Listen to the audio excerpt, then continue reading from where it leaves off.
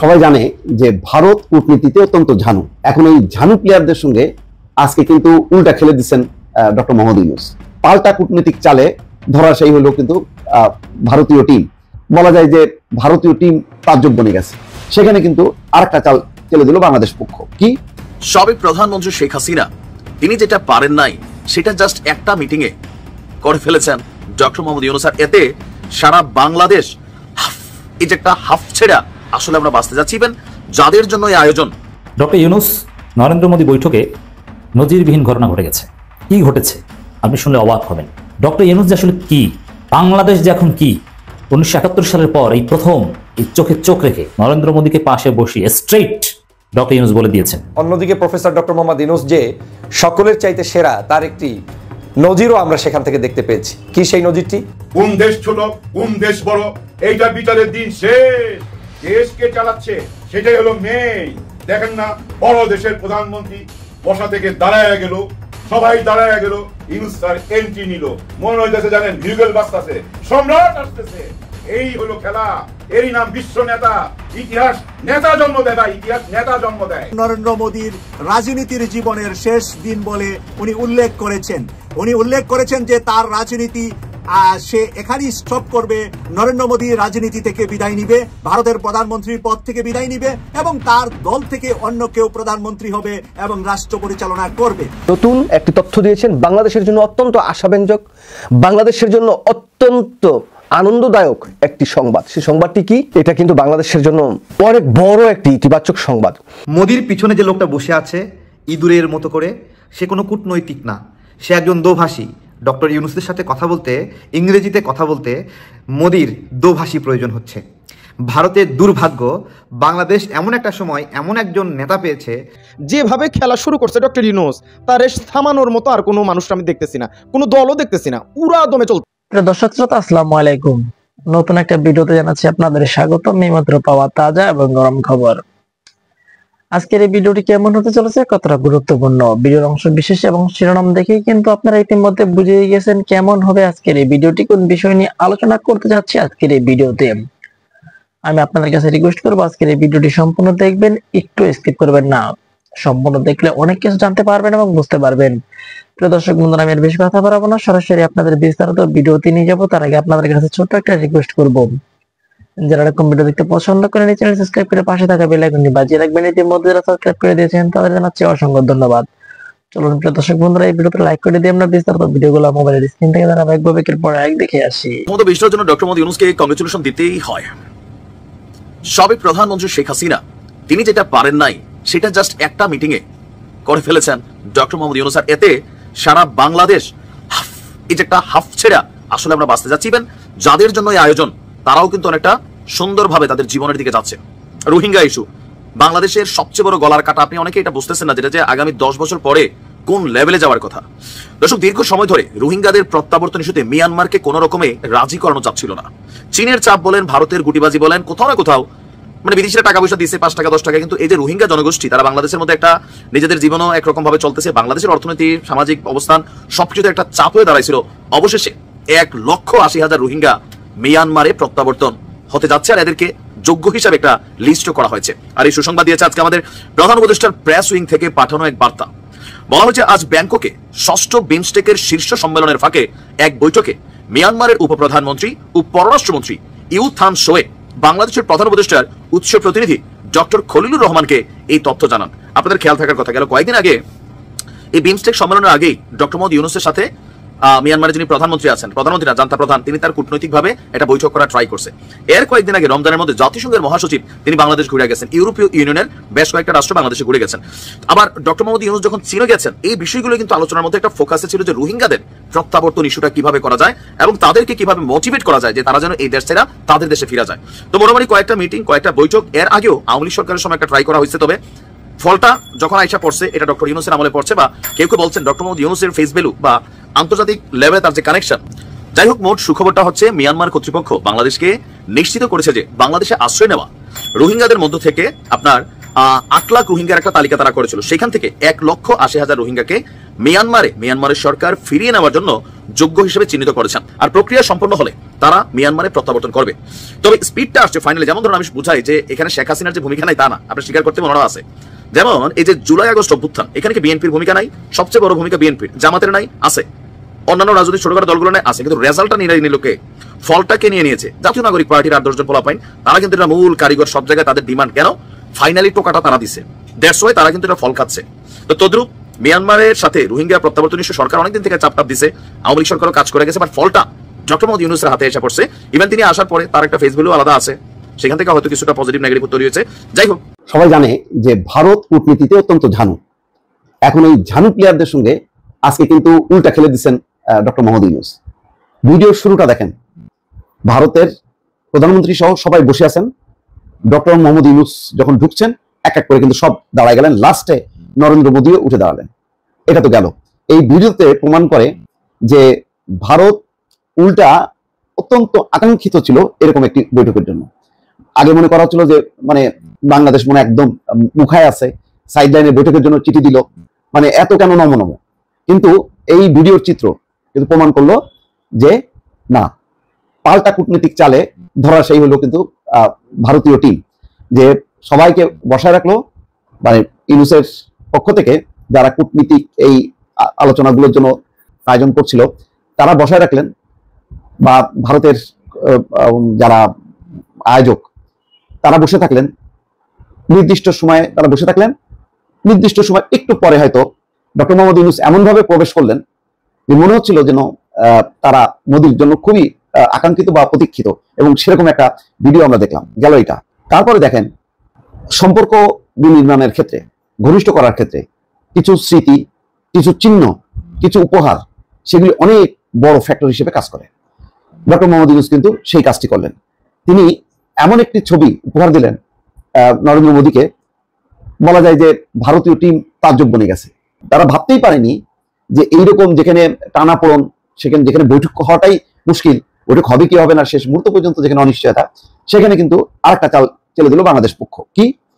2015 সালের 3রা জানুয়ারি ভারতের মুম্বাইয়ে অনুষ্ঠিত হয়েছিল 102তম ভারতীয় বিজ্ঞান কংগ্রেস।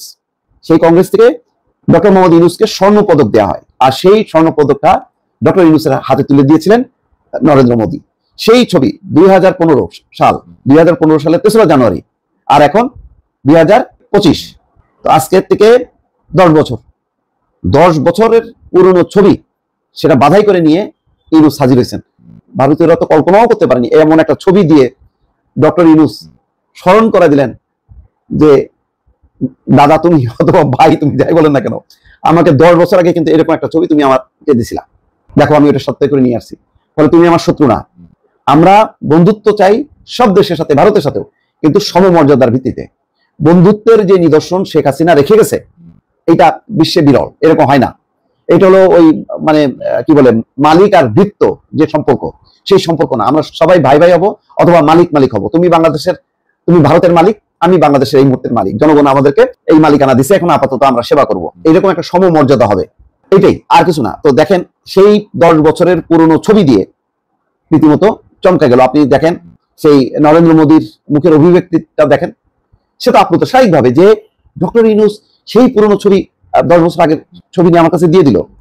এটাও দেখেন মানে কত সুদূর প্রসারী চিন্তা। বাংলাদেশ এ করছে যে না, আমি আমার নিজের অবস্থানে অটল থাকবো, নিজের মর্যাদাটা রেখে আমি সম্পর্ক স্থাপন করবো, যাকে যে সম্মান দেওয়ার দরকার দিব। তো সেই কারণে ওই ছবিটা বহন করে নিয়ে আসছে ঢাকা থেকে ব্যাংককে, এবং জায়গা মতন সময় মতন কিন্তু দিয়ে দিল। ভারত কিন্তু দিতে পারলো না। তারপর দেখেন যেটা বলার দরকার সেটা ঠিকই বলে আসছে। কি বলছে? শেখ হাসিনাকে ফেরত দাও, গণহত্যার আসামি, তার বিচার করবো আমরা। কি বলছে? তিস্তার পানি বন্টন চুক্তি করো, যেটা শেখ হাসিনা ভুলে গেছিল, মানে ভুলেও তোলার সাহস ছিল না, সেটা তুললো। আর একটা কি তুললো জানেন? যেটা উচ্চারণ করতে পারতো না বাংলাদেশ। শেখ হাসিনা তো নাই, তার কোনো কর্তৃপক্ষ মাঝে মধ্যে মিনমিন করে কথা বলতো যে বিষয়টা নিয়ে, কি সীমান্ত হত্যা বন্ধ করো। তাহলে এই দেখেন মানে তার শুরুটা, বৈঠকে ঢোকার মানে জাস্ট স্টার্টিংটা দেখেন কত গ্লোরিয়াস, যে ডক্টর মোহাম্মদ ইউনূস ঢুকতেছে, ভারতীয় পুরো টিম উঠে দাঁড়ালো। দ্বিতীয় ছবিটা দিয়ে প্রমাণ করলো যে দেখো আমি কিন্তু বন্ধুত্বের মর্যাদা দেই, আমি সম্মানের মর্যাদা দেই, তুমি আমাকে সম্মান করছিলা, আমি আজকে সেই সম্মানের স্মৃতিটা নিয়ে আসছি। সুতরাং তুমি আমার সাথে সম্পর্ক করবে না কেন? তুমি শেখ হাসিনা ছাড়া চিনবা না, এটা হবে কেন? বাংলাদেশকে চিনতে হবে, ডক্টর মোহাম্মদ ইউনূসকে চিনতে হবে। তো বিষয়টা খুব ইন্টারেস্টিং, একটু চিন্তা করে দেখেন, একটু ভিজুয়ালাইজ করেন যে কিভাবে ঘটনাটা ঘটলো। তো এটাই, আর তো কিছু না। ভারত আমাদেরকে এমন ভাষায় দেবে না, এমন কোনো তার অর্থনৈতিক শক্তি আছে না। ভালো সম্পর্ক থাকবে, কিছু নিত্যপণ্য থাকবে, সুসম্পর্ক থাকবে, সীমান্ত হত্যা বন্ধ থাকবে, দুই অঞ্চলের সাম্প্রদায়িক পরিস্থিতি চমৎকার থাকবে। তুমি তোমার সংখ্যালঘুদেরকে প্রোটেকশন দাও, বাংলাদেশের সংখ্যালঘুদেরকে প্রোটেকশন দেবে। দুই দেশের যদি সাম্প্রদায়িক সম্প্রীতি থাকে, হিন্দু মুসলিম দাঙ্গা কোথাও হবে না, কেউ করতে পারবে না। তো এরকমই একটা বিষয় আজকে কিন্তু শেষ পর্যন্ত দেখা গেল সাইড লাইনের এই বৈঠকেও বাজিমাত করে দিচ্ছে কিন্তু শেষ পর্যন্ত ডক্টর মোহাম্মদ ইউনূস। এবং আলোচনায় দেখেন কোন পয়েন্ট, যে পয়েন্ট কখনো শেখ হাসিনা সাহস করেনি, চিন্তা করতে পারেনি, সেই বিষয়টা তুলে ধরলো। সামগ্রিক আয়োজন বৈঠকে বাজিমাত করে দিয়ে শেষ করলো। এবং শেষ বেলায় কি হলো, বিমস্টেকের সভাপতিকে বাংলাদেশ, তার প্রতিনিধিকে ডক্টর মোহাম্মদ ইউনূস। কে হারলো, কে জিতলো, আপনারা বিশ্লেষণ করবেন। মোদির পিছনে যে লোকটা বসে আছে ইঁদুরের মতো করে, সে কোনো কূটনৈতিক না, সে একজন দোভাষী। ডক্টর ইউনূসের সাথে কথা বলতে, ইংরেজিতে কথা বলতে মোদির দোভাষী প্রয়োজন হচ্ছে। ভারতের দুর্ভাগ্য, বাংলাদেশ এমন একটা সময় এমন একজন নেতা পেয়েছে, যেই সময় ভারতের নেতা তার আশেপাশেও অতটুকু না, 100%1 যোগ্যতাও রাখে না। রিপাবলিক বাংলায় একবারে বুক ভরে বলেছিলাম যে ডক্টর ইউনূস যেই মানের বিশ্ব নেতা, সেই মানে পৌঁছাতে মোদিকে 100 বার জন্ম নিতে হবে। তখন রিপাবলিক বাংলার ময়ূখের মুখটা ফিউজ হয়ে গিয়েছিল। শুধু রিপাবলিক বাংলা না, আজকে মোদি এবং ডক্টর ইউনূসের মিটিং হলো, ভারতের গণমাধ্যমগুলো মুখে কুলুপ দিয়ে রাখছে, কিছু বলতে পারছে না। আসলে কি আলোচনা হয়েছে আজকে যে বিষয়গুলো আলোচনা হয়েছে, সীমান্তে নাগরিক হত্যা নিয়ে আলোচনা হয়েছে। ভারতের গণমাধ্যম কি লিখবে, বছরের পরে বছর বাংলাদেশের নাগরিকদের কিভাবে হত্যা করা হয়েছে, এই কথাটি ভারতের গণমাধ্যমগুলো কি লিখতে পারবে? আমি জিজ্ঞাসা করছি। নিরীহ মানুষকে হত্যা করেছে, 27 জন শিশু বিএসএফ হত্যা করেছে এই আমাদের সীমান্তে। একজন শিশু, সেও কি বিএসএফকে প্রতিহত করতে গিয়েছিল, যে কারণে তাকে হত্যা করতে হলো? বিএসএফের কাছে জিজ্ঞাসা, নরেন্দ্র মোদীর কাছে জিজ্ঞাসা। এই তথ্যগুলো আমরা বারবার প্রধান উপদেষ্টাকে দিচ্ছিলাম, মেইল করছিলাম, জানাচ্ছিলাম। আমাদের যখন মিটিং হচ্ছিল তখন পরিসংখ্যানগুলো তুলে ধরেছিলাম যে আমাদের গত 16 বছরে 1000-এর উপর বাংলাদেশি নাগরিক হত্যা হয়েছে, যার ডকুমেন্ট হয়েছে মাত্র 600-র মতো, বাকিগুলো আনডকুমেন্টেড। এবং বেশিরভাগ মৃত্যুর ক্ষেত্রে জানাজা নামাজও পড়া হয়নি। তড়িঘড়ি করে শেখ হাসিনার সময়ে পুলিশ আমাদের এই সীমান্তে নিহত নাগরিকদেরকে মাটি চাপা দিত, জানাজা নামাজ পড়তে দিত না, উল্টো নিহতদেরকে চোরা কারবারি বলার চেষ্টা করত। গতকাল বিএসএফ ভুল করে একজন ভারতীয় নাগরিককে গুলি করে হত্যা করেছে। কেমন লাগে? এভাবেই নিয়মিত বাংলাদেশের নাগরিকদেরকে তোমরা হত্যা করছো। নিজের দেশের মানুষ নিজেরাই মারলা। একবার বিবেচনা করো, সীমান্তে অপরাধ সংগঠিত হয় সারা বিশ্বেই। ভারতীয়রা অপরাধ করে, বাংলাদেশিরা অপরাধ করে। প্রত্যেকটা অপরাধের জন্য নির্দিষ্ট শাস্তি আছে, আইন আছে, আন্তর্জাতিক নিয়ম আছে। সেই নিয়ম অনুযায়ী বাংলাদেশের কেউ যদি কোনো ভুল করে, তার বিরুদ্ধে ব্যবস্থা নেওয়া হবে, ব্যবস্থা নেবে।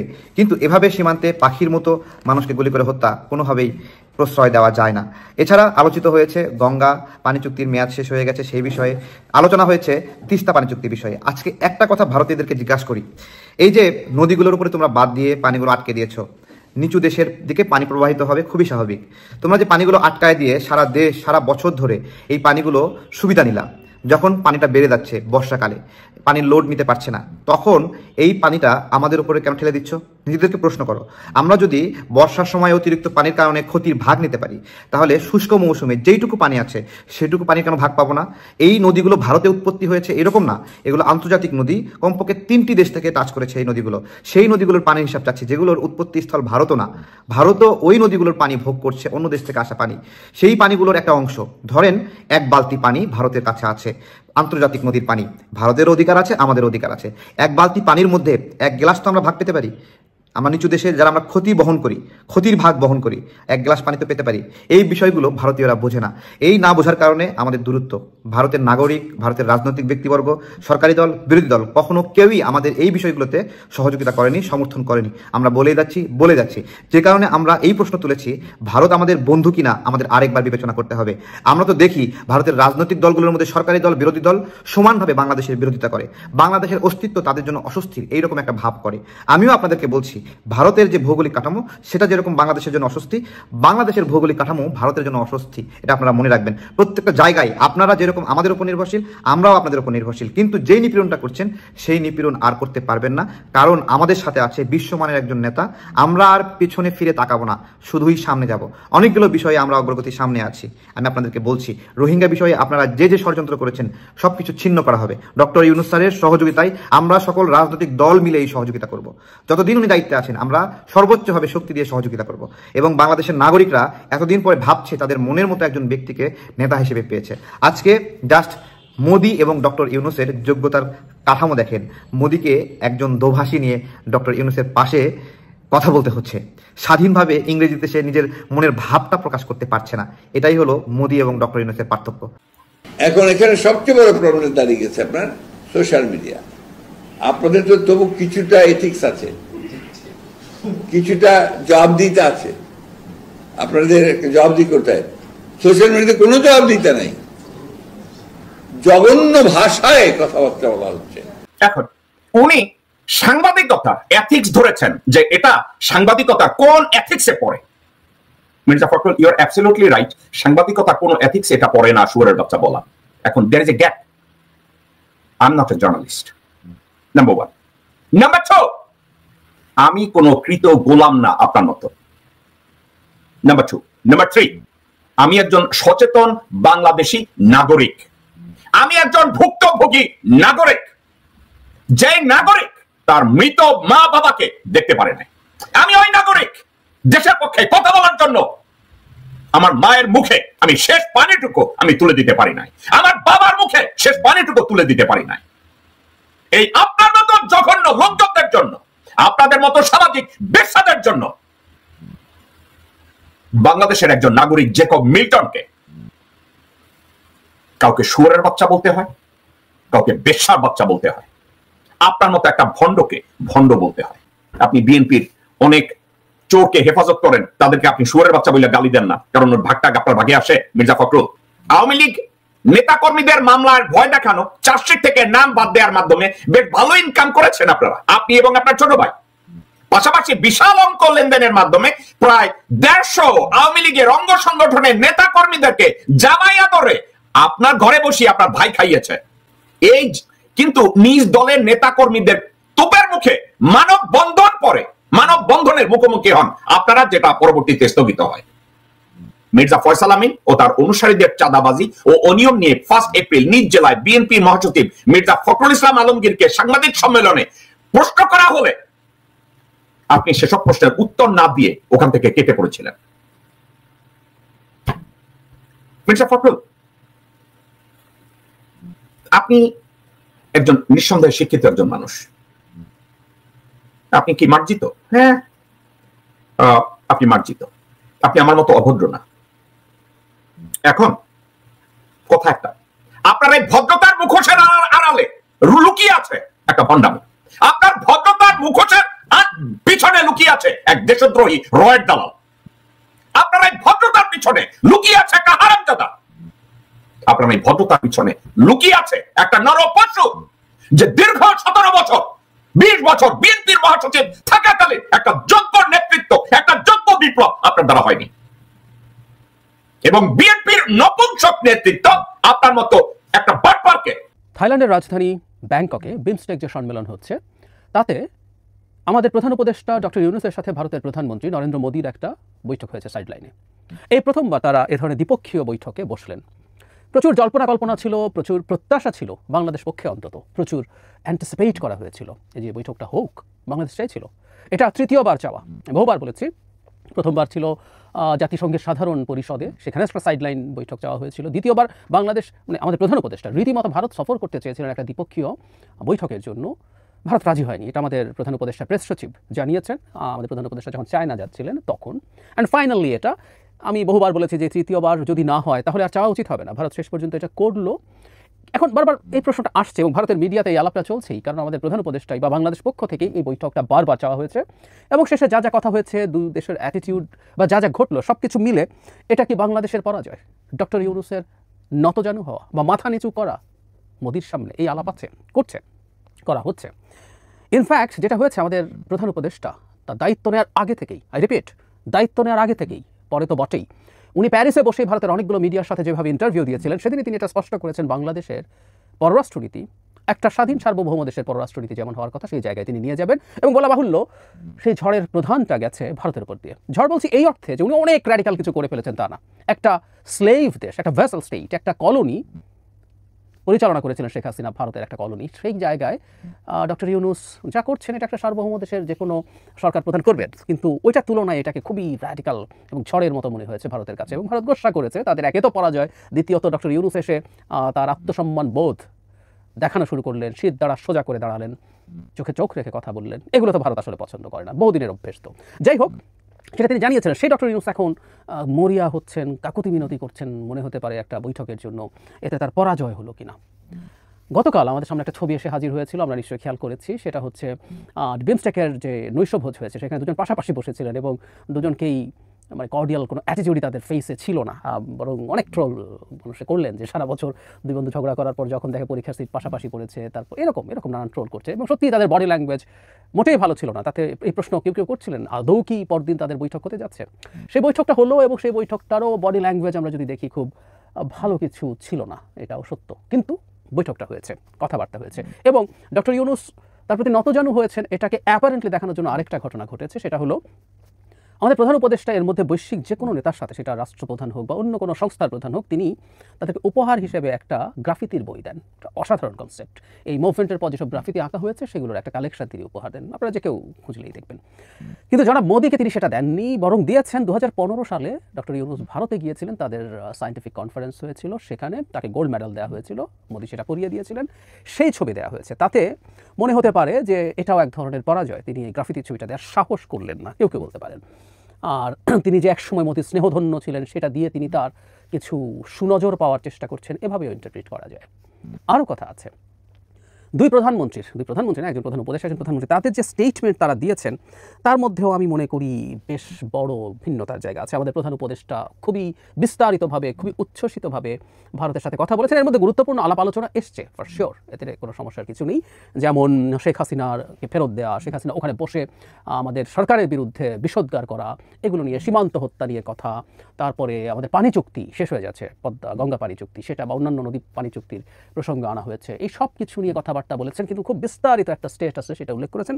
তুলনায় নরেন্দ্র মোদীর যে স্ট্যাটাসটা, আমি মনে করি যে এটা একেবারে পরিকল্পিতভাবে খুব কর্ডিয়ালি দেওয়া হয়নি, ভাষাটা বেশ কাঠখোট্টা, জাস্ট না হলে না এই ধরনের একটা, উনি যেহেতু রেগুলারলি তার সোশ্যাল মিডিয়াতে, ফেসবুকে, এক্সে তিনি স্ট্যাটাস দেন, সেভাবেই দিয়েছেন। উনি জাস্ট সিম্পলি বলেছেন যে ডক্টর ইউনূসের সাথে দেখা করেছেন, তারা India remains committed constructive and people centric relationship with Bangladesh. এই পিপল সেন্ট্রিক কথাটা বলেছেন, এটা ইনফ্যাক্ট তাদের যে পররাষ্ট্র সচিব মিস্ত্রি যেটা সংবাদ সম্মেলন করেছেন সেখানে এই কথাটা বলেছে, এটা খুবই খুবই সিগনিফিক্যান্ট একটা জায়গা। এছাড়া বলছে যে তারা ইন্ডিয়া সাপোর্ট করছে for piece, stability, inclusivity and democracy in Bangladesh. এখানে একটা ইন্টারেস্টিং ইন্টারপ্রিটেশন ভারতের কেউ কেউ করতে চাইছেন, বলছে উনি যখন রিটারেট করছেন support for piece, stability, inclusivity and democracy, তার মানে কোনোটাই বাংলাদেশে নেই, তাই তারা সাপোর্ট করতে চাইছেন। আমরা এটা রিডিং বিটুইন লাইন্স এটাকে ধরতেও পারি। এরপর বলা হচ্ছে তারা কীভাবে ইললিগাল বর্ডার ক্রসিং কীভাবে ঠেকানো যায়, এবং এই জায়গাটা খুব ইন্টারেস্টিং। সিরিয়াস কনসার্ন জানিয়েছেন for the safety and wellbeing of Hindus and other minorities.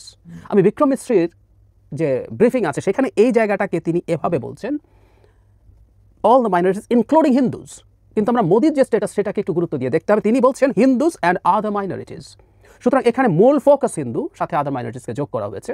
So মিস্ত্রির কথাটা আমি তার ব্রিফিংটা শুনেছিলাম, আমার কাছে তার চাইতে এটাকে গুরুত্ব দেওয়া উচিত বলে মনে করি। বিক্রম মিশ্রি তার ব্রিফিংয়ে আরেকটু বিস্তারিতভাবে বলেছেন, সেখানে তিনি কি যা যা বলেছেন সেটা হচ্ছে, নরেন্দ্র মোদী আশা প্রকাশ করেছেন ভবিষ্যতে ভারত এমন এক গণতান্ত্রিক অন্তর্ভুক্তিমূলক মানে আওয়ামী লীগ, এটা মাথায় রাখবো, স্থিতিশীল বাংলাদেশ দেখতে চায় যেখানে নির্বাচনের একটি ভূমিকা রয়েছে। খুব ক্লিয়ারলি তাকে তিনি বলছেন এগুলো। এছাড়া তিনি বলছেন নরেন্দ্র মোদী একটি গণতান্ত্রিক, স্থিতিশীল, শান্তিপূর্ণ, প্রগতিশীল, অন্তর্ভুক্তিমূলক বাংলাদেশের প্রতি ভারতের সমর্থন পুনর্ব্যক্ত করেন। বাংলাদেশ যদি ওই রকম হয় তাহলে ভারত তার সমর্থন করবে। সো গণতান্ত্রিক টেকনিক্যালি তারা বলছেন না এরকম। এছাড়া তিনি বলেন যে উভয়ের জন্য সুবিধা হবে, গঠনমূলক সম্পর্ক, কতগুলো নর্মাল কথাবার্তা আছে, এই জায়গাটা খুব সিগনিফিকেন্ট, এটা নিয়ে অনেক আলাপ হয়েছে। প্রধানমন্ত্রী আহ্বান জানিয়েছেন পরিবেশকে খারাপ করে এমন মন্তব্য এড়িয়ে চলাই সর্বোত্তম। এটা এমন এক প্রেক্ষাপটে হলো যখন 2-3 দিন ধরেই ভারতের মিডিয়াতে আমাদের প্রধান উপদেষ্টা চায়নাতে ভারতের 7 সিস্টার্সের সাথে বাণিজ্য নিয়ে মূলত কিছু কথাবার্তা বলেছেন, যেখানে তাদেরকে ল্যান্ডলকড বলেছেন, যেখানে তিনি বাংলাদেশকে ওশেনের এই অঞ্চলের একমাত্র গার্ডিয়ান বলেছেন। এগুলোর তীব্র বিতর্ক, যেটা ভারতের স্ট্র্যাটেজিক চোখ পয়েন্টকে ইঙ্গিত করছেন, ইনসিকিউরিটির ব্যাপারে কথা বলছেন। এই ধরনের আলাপ আছে, এই ধরনের আলাপ করা হচ্ছে। সেই প্রেক্ষাপটে এটা বলাকে মনে হতে পারে ওটাকে ইঙ্গিত করছে, কারণ আরও ঘটনা আছে। গতকালই ভারতের পররাষ্ট্রমন্ত্রী ডক্টর জয়শঙ্কর এই ব্যাপারটার ব্যাখ্যাও দিয়েছেন, তাদের কোস্টলাইনের দৈর্ঘ্য কতটা ইত্যাদি ইত্যাদি, যেহেতু ল্যান্ডলকড আলাপটা বলা হয়েছে। সো এটা একটা ব্যাপার। নট অনলি দ্যাট, কিছুদিন আগে জয়শঙ্কর আমাদের পররাষ্ট্র উপদেষ্টার সাথে বৈঠকের পর ভারতের একটা ইউনিভার্সিটিতে আবার ঠিক এই কথাটাই বলেছে যে এখান থেকে নাকি উস্কানিমূলক মন্তব্য বিভিন্ন সরকারের বিভিন্ন জনের পক্ষ থেকে দেওয়া হয়েছে। অথচ আমরা যদি দেখি ভারতের সরকারের অমিত শাহ আমাদেরকে নিয়ে কি বলছেন, বিভিন্ন মুখ্যমন্ত্রীরা কি বলছেন, বিজেপির প্রচুর প্রচুর উদাহরণ আছে। তাদের মিডিয়া তো বলাই বাহুল্য, যেগুলো কার্যত এগুলো ভারতের মিডিয়া, মানে সরকারের মিডিয়া, গদি মিডিয়া। এবং শুধু তা না, মন্তব্য না, ওরা কাজও করছে, ওরা এমন সব পদক্ষেপ নিচ্ছে, যেমন শেখ হাসিনা ওখানে বসে তো আছেনই, তাকে ফেরত তো দিচ্ছেই না, সেখানে বসে বাংলাদেশ সরকারের বিরুদ্ধে বিষোদ্গার করছেন, তিনি হুমকি দিয়ে বেড়াচ্ছেন। যদিও রিপোর্টে এসছে মোদি এগুলোকে মূলত সোশ্যাল মিডিয়ার বিষয় বলে। আরে বাবা, শেখ হাসিনার কাছে টুলস আছে এবং সেটা দিয়ে তিনি করছেন। ভারত যদি তাকে ইনস্ট্রাকশন দেয়, তুমি যদি এই দেশে থাকতে চাও তাহলে তোমাকে এগুলো বন্ধ করতে হবে, ওটা করছে না। আর সীমান্ত নিয়েও আসলে আমাদের জন্য সুখবর নেই। তারা বারবার বলছে যে অবৈধ সীমান্ত অতিক্রম না করে। এমনকি মোদি ডক্টর ইউনূসকে জানিয়েছেন, এরকম এসছে পত্রিকার রিপোর্টে, যে ভারতীয় সীমান্তরক্ষীরা শুধু আত্মরক্ষার্থে গুলি করে এবং হত্যাগুলো প্রত্যেকটা তাদের সীমান্তের মধ্যেই হয়। বাংলাদেশের লোকজন অবৈধভাবে সীমান্ত অতিক্রম করে না তা না, অবৈধ ব্যবসার সাথে জড়িত না তা না, কিন্তু দীর্ঘদিন থেকে যে আলাপটা আমাদের দেশে শুধু না, ভারতের গুরুত্বপূর্ণ মানবাধিকার কর্মীরাও করেন, সেটা হচ্ছে ভারত এদেরকে গুলি করে মারতে পারে না। একজন চোরাকারবারি হতে পারে, তার জন্য তাকে গুলি করে মেরে ফেলা যায় না। এবং বাংলাদেশের সাথে দীর্ঘদিন তারা নন লেথাল ওয়েপন ইউজ করা নিয়ে বহু কথা বলেছে, কিন্তু তারা সেটা নিশ্চিত করেনি। আর খুব বেশি গুরুত্বপূর্ণ না যেগুলো বলা হয়েছে সেগুলো আছে এখানে। ওই যে সংখ্যালঘুদের কথা বলা হচ্ছে, বাংলাদেশ সেগুলো সিরিয়াসলি দেখবে, তদন্ত করবে এসব। আর আমাদের প্রধান উপদেষ্টা বিমস্টেকের সভাপতি হতে যাচ্ছেন পরবর্তী 2 বছরের জন্য, এটা বাই রোটেশন তিনি হচ্ছেন, এর মধ্যে তেমন কোনো সিগনিফিক্যান্স কিছু নাই। এই হচ্ছে আরেকটা জিনিস একটু কথা, সেটা হচ্ছে ওই যে শেখ হাসিনা প্রত্যার্পণ নিয়ে মোদিকে জিজ্ঞেস করার জবাবে তিনি কি বলেছেন যে এটা নিয়ে আমাদের মুখপাত্র যা বলেছে এর বেশি কিছু বলবে না, এইসব, এর চেয়ে বেশি কিছু আর নেই। এবার আসলে আমরা কি বুঝতে পারি, এটা মোটামুটি নিশ্চিত ভারত বা মোদি, আমরা এভাবে বলবো, মোদি আসলে কর্ডিয়াল ছিলেন না। আমরা তাকে দেখে বুঝতে পেরেছি, তাদের স্টেটমেন্ট এবং তাদের বক্তব্য দেখে মনে। এমনকি প্রথম যখন দুজন প্রাথমিকভাবে দেখা হয়, প্রাথমিক যে ছবি, সেখানেও আমাদের প্রধান উপদেষ্টাকে একটা কার্টেসির হাসি দিতে দেখা যায়, কিন্তু মোদিকে সেটা মনে হয় না। এবং ভারতের কেউ কেউ আবিষ্কার করেছেন, আমাদের প্রধান উপদেষ্টার হাতে কিছু কাগজ ছিল, কখনো কখনো নাকি সেটা কাঁপছে বলে তার মনে হয়েছে, এবং তারা দেখাতে চাইছেন আমরা পরাজিত হয়েছি।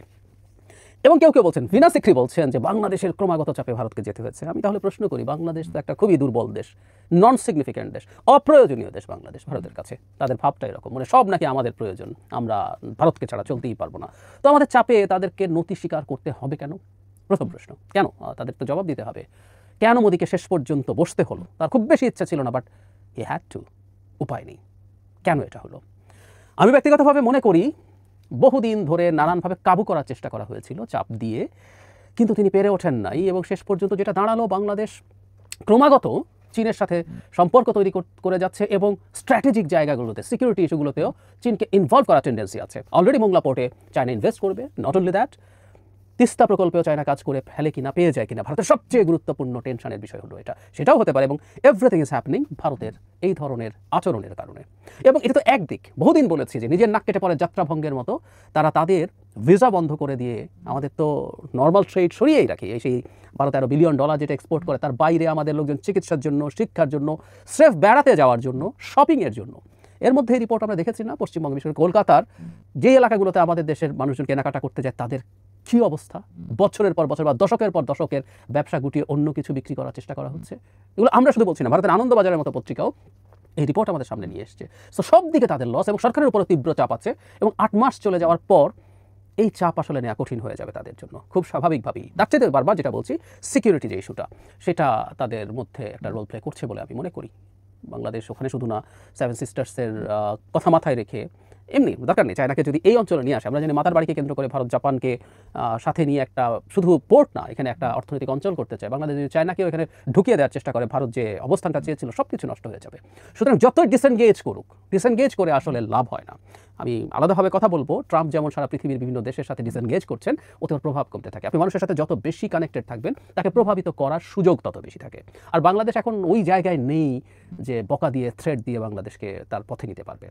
আমি এটা শুধু ডক্টর ইউনূসের ক্ষেত্রে বলছি না, বাংলাদেশের ভবিষ্যতের প্রত্যেকটা রাজনৈতিক দলকে, যারা ক্ষমতায় যেতে চায়, যারা ক্ষমতায় যাবে, যারা বিরোধী দলে কাজ করবে, তাদের প্রত্যেককে একটা জিনিস মাথায় রাখতে হবে, বাংলাদেশে ভারতপন্থী এই রকম কোনো রাজনৈতিক দলের ভবিষ্যৎ নাই। ভারতপন্থী হওয়ার প্রবলেম ছিল না, ভারত যদি একটা সুস্থ স্বাভাবিক দেশ হতো। ভারত একটা আধিপত্যবাদী দেশ, ঔপনিবেশিক দেশ, ও আমাকে উপনিবেশ বানাতে চায়।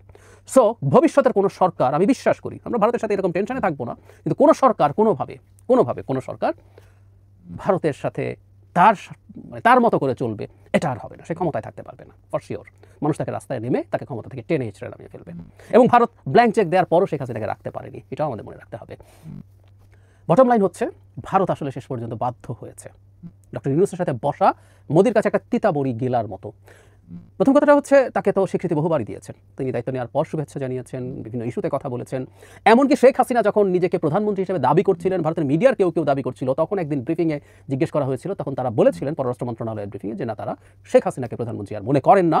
তারপর আমাদের বিভিন্ন দিবসে পরপর দুটো শুভেচ্ছা বার্তা পাঠিয়েছেন, 26শে মার্চ এবং ঈদ উল ফিতর উপলক্ষে, এখন দেখা করলেন। সুতরাং যত দিন যাচ্ছে ডক্টর ইউনূসকে তাদের এন্ডোর্স করতে হচ্ছে, এই সরকারকে এন্ডোর্স করতে হচ্ছে। এটা অনিবার্যভাবে আওয়ামী লীগ, শেখ হাসিনা সবার জন্য খুবই খুবই খারাপ একটা খবর। এবং দুজন নেতা সব সমস্যার পরও যখন বসছেন, এই বসাটা এক ধরনের যোগাযোগ তৈরি হওয়ার পথ তৈরি করলো। এবং আমি মনে করি এতে পরাজিত হননি আমাদের প্রধান উপদেষ্টা, বরং তিনি তার জায়গা থেকে তার এই সদিচ্ছা যে আছে সেটা দেখাতে পেরেছেন। চায়না যাওয়ার আগে যখন এই তথ্যটা জানানো হলো আমাদের কাছে যে তিনি ভারতই যেতে চেয়েছিলেন, ভারতের মিডিয়ার কিন্তু মুখ বন্ধ হয়ে গেছে, আমি দেখেছি। যদিও সেটাকে তারা অন্যান্যভাবে আবার ব্যাখ্যা করার চেষ্টা করছে যে তুমি নানান রকম খারাপ কিছু করবার বৈঠক চাবা, তা তো হয় না।